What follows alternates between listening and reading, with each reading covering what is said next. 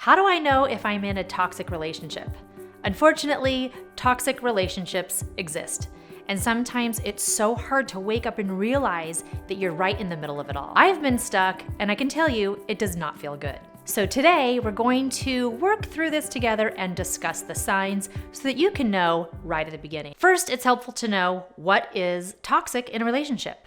Well, first, what it feels like is anything that makes you feel like you can't be yourself. Your deep down, true, honest version of you, that fully expressed version of you.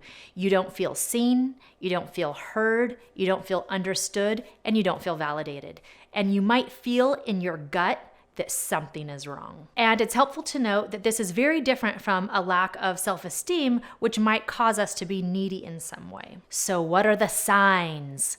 Sign number 1, they are dishonest, lying even about the little things, or they don't trust you and are constantly needing to know all of your steps. They're tracking, needing to know where you are, what you're doing, who you're talking to.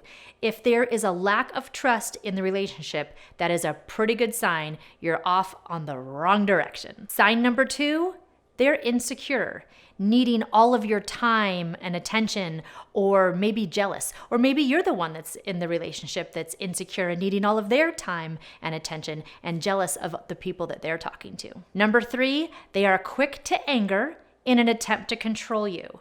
So if you find yourself backing down to avoid the fight and just give in, that's a pretty good sign this relationship is headed in the wrong direction. Number 4, you're not able to have open conversations about situations or what you're needing or what you're feeling.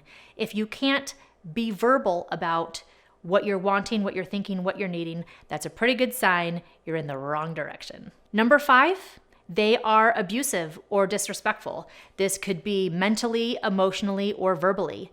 If they are saying things to you to put you down, if they are making you feel like you're not smart enough, not good enough, if they are making you feel like every part of you is wrong in some way, then your relationship is headed in the wrong direction. Number 6, and this is a huge one for me, is spiritual abuse.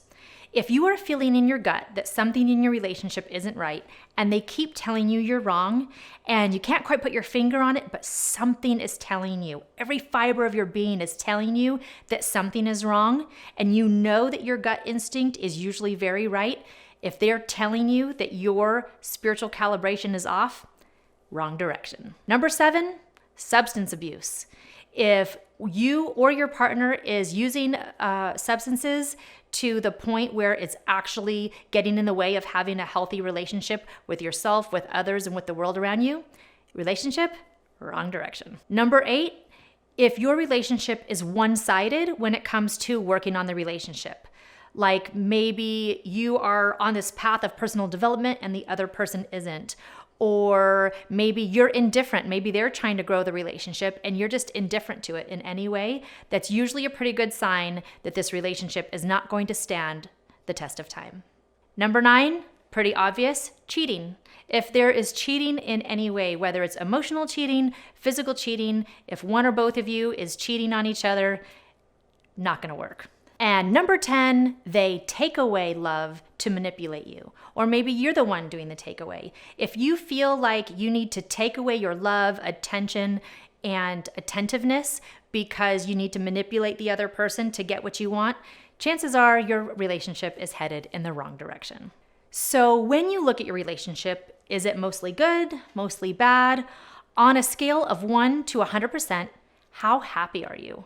Ask yourself the question, is this a good relationship for me? If you ask yourself a question, your brain is like a Google search engine.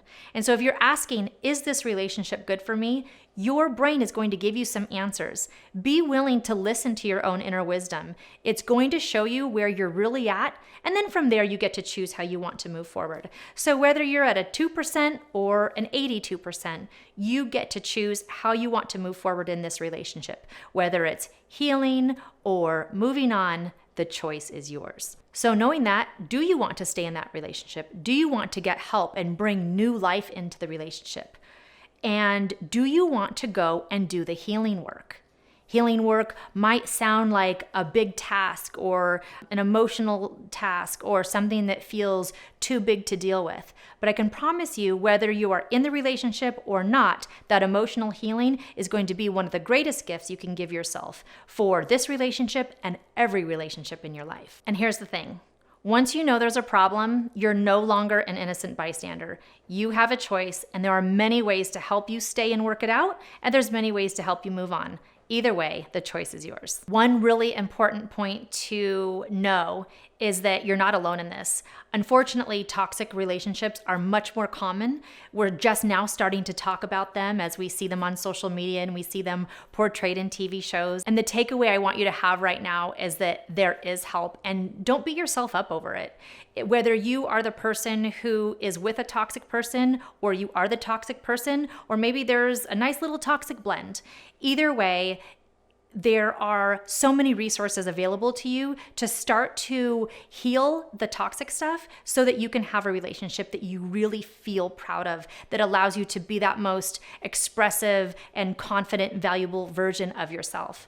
So as you are finding your way through here, just know that there are coaches, therapists, counselors, healers that are really specialized in this area.